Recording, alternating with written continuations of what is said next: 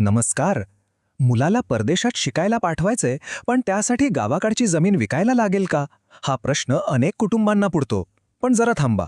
वडिलोपार्जित संपत्ती विकण्याआधी एक खूप चांगला आणि हुशारीचा पर्याय आहे. तर आज आपण याच पर्यायाबद्दल बोलणार आहोत.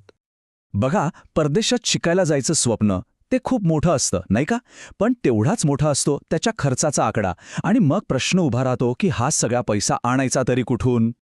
हा संवाद खूप ओळखीचा वाटतो ना? मुलांच्या उज्ज्वल भविष्यासाठी आपल्या पूर्वजांनी जपलेली जमीन किंवा संपत्ती विकण्याचा विचार अनेक घरांमध्ये अगदी सहजपणे केला जातो.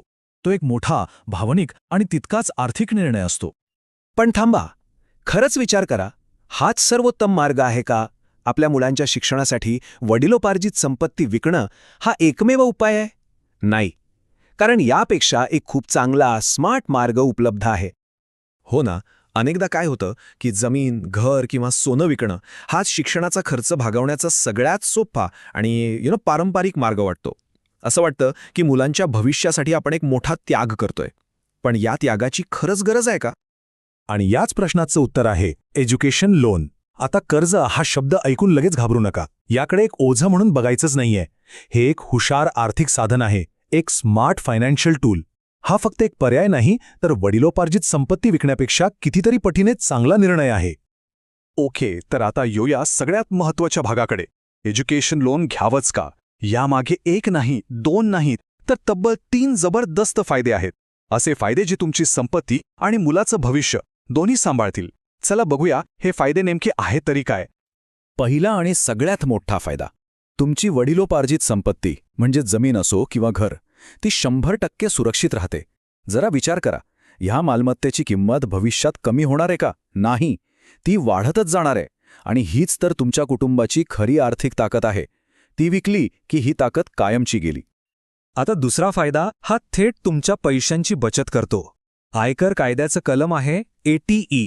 यानुसार तुम्ही एज्युकेशन लोनवर जे काही व्याज भरता त्या पूर्ण रक्कमवर तुम्हाला टॅक्समध्ये सूट मिळते. म्हणजे काय?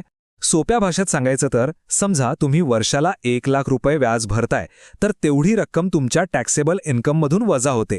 म्हणजे तुमचा टॅक्स वाचतो आणि कर्जाचा भार कितीतरी हलका होतो. आहे की नाही कमाल? आणि तिसरा फायदा हा पैशांचा नाहीये, तर तो थेट विद्यार्थ्याच्या मानसिकतेशी जोडलेला आहे. जेव्हा विद्यार्थ्याला हे माहीत असतं की आपल्या शिक्षणासाठी कर्ज घेतले आहे, तेव्हा ते ओझं नाही वाटत, उलट एक प्रेरणा बनते. शिक्षणाकडे बघण्याचा दृष्टिकोनच बदलतो. तो जास्त गंभीर होतो आणि जबाबदारीची भावना आपोआप वाढते. म्हणजे बघा, आपल्याला वारसा म्हणजे काय याकडे पाहण्याचा दृष्टिकोनच बदलायला हवा. पुढच्या पिढीसाठी फक्त जमीन जुमला मागे ठेवणं महत्वाचं आहे, की त्यांना ज्ञानाने आणि कर्तृत्वानं स्वतःच्या पायावर उभं करणं? हे वाक्य नेहमी लक्षात ठेवा. ज्ञानाचा वारसा द्या, पण जमिनीचा वारसा विकून नाही. आपल्या मुलांना जगातलं सर्वोत्तम ज्ञान नक्की द्या, पण त्यासाठी आपल्या पूर्वजांनी जपलेला जमिनीचा किंवा संपत्तीचा वारसा विकण्याची काहीही गरज नाही. दोन्ही गोष्टी एकत्र जपता येतात. म्हणून या सगळ्या चर्चेचा निष्कर्ष अगदी सरळ आणि स्पष्ट आहे. शिक्षणासाठी घेतलेल्या कर्जाचा भार विद्यार्थ्याच्या खांद्यावर येऊ द्या, कारण ते कर्ज फेडण्याची ताकद त्याला त्याच शिक्षणातून मिळणार आहे.